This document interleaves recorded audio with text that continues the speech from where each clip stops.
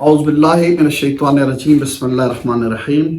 عزیز طلبہ و طالبات السلام علیکم ورحمۃ اللہ وبرکاتہ۔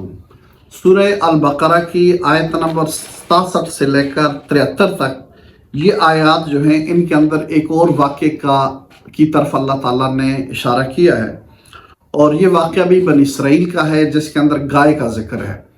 اور اس واقعے کے اندر جس گائے کا ذکر ہے اسی وجہ سے اس سورت کا نام بھی سورہ البقرہ ہے۔ ہوا یوں کہ بنی اسرائیل کے اندر کچھ نوجوان تھے، انہوں نے اپنے چاچا کو اس نیت سے قتل کیا کہ اس کی وراثت ہمیں مل جائے، اور قتل کر کے اس کی لاش جو ہے جو ان کے مخالفین تھے ان کے دروازے کے اوپر پھینک دی، اور الزام مخالفین پر لگا دیا کہ انہوں نے ہمارے چاچے کو قتل کیا ہے۔ مخالفین نے اس بات کا انکار کیا اور انہوں نے کہا کہ ہم نے یہ قتل نہیں کیا ہے۔ تو اس طرح اس بات میں اختلاف پیدا ہو گیا کہ قاتل کون ہے۔ تو موسیٰ علیہ السلام نے اللہ تعالیٰ کے حکم سے فرمایا کہ آپ ایسا کریں کہ ایک گائے ذبح کریں اور اس گائے کا گوشت مقتول کے ساتھ لگائیں، تو وہ زندہ ہو کر بتا دے گا کہ اس کو کس نے قتل کیا ہے۔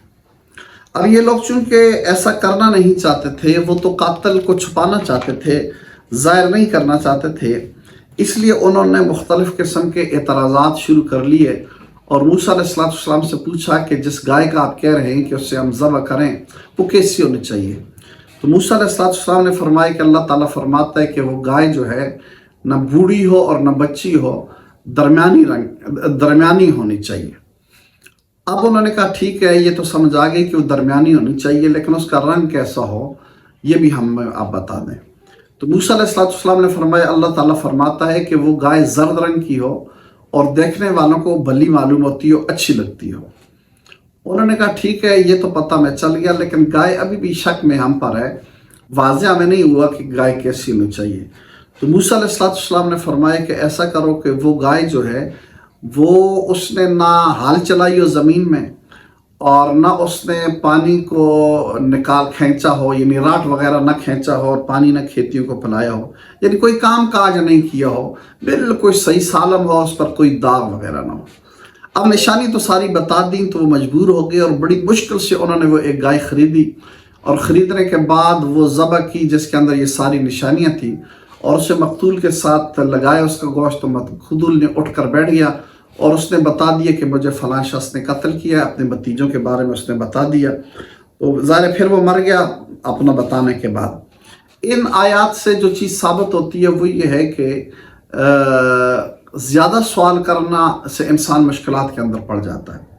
بنی اسرائیل نے بھی زیادہ سوال کیے، اور زیادہ سوال کرنے کی وجہ سے وہ مشکلات میں پڑ گیا۔ حالانکہ انہوں نے کہا تھا گائے ذبح کرتے میں جو گائے بھی ذبح کرتے ان کا مقصد پورا ہو جاتا۔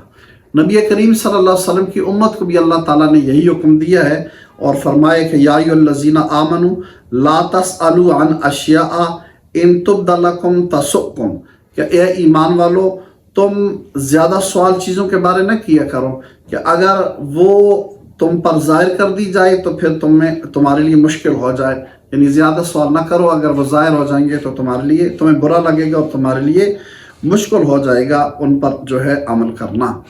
تو اس لیے ایک ان سے منع کیا۔ نبی کریم علیہ السلام کے زمانے میں ایک اور واقعہ ہوا کہ نبی کریم علیہ السلام نے فرمایا صحابہ کرام کو کہ تمہارے اوپر حج فرض ہے۔ صحابہ میں سے ایک شخص نے عرض کیا یا رسول اللہ صلی اللہ علیہ وسلم کیا ہر سال فرض ہے؟ تو نبی کریم علیہ السلام نے فرمایا کہ زیادہ سوال نہ کیا کرو، جتنی بات بتائی جائے اتنا عمل کیا کرو۔ اگر میں یہ کہہ دوں کہ ہر سال فرض ہے تو تمہارے اوپر ہر سال فرض ہو جاتا۔ اس لیے کثرت سوال سے اور بیہودہ سوالوں سے اس طرح منع فرمایا گیا ہے۔ تو ان آیات کے اندر اس واقعے کی طرف اشارہ ہے جس میں بنی اسرائیل کی اس گائے کا ذکر ہے۔ اللہ رب العزت ہمیں دین کو سمجھنے کی توفیق عطا فرمائے۔ والسلام علیکم ورحمۃ اللہ وبرکاتہ۔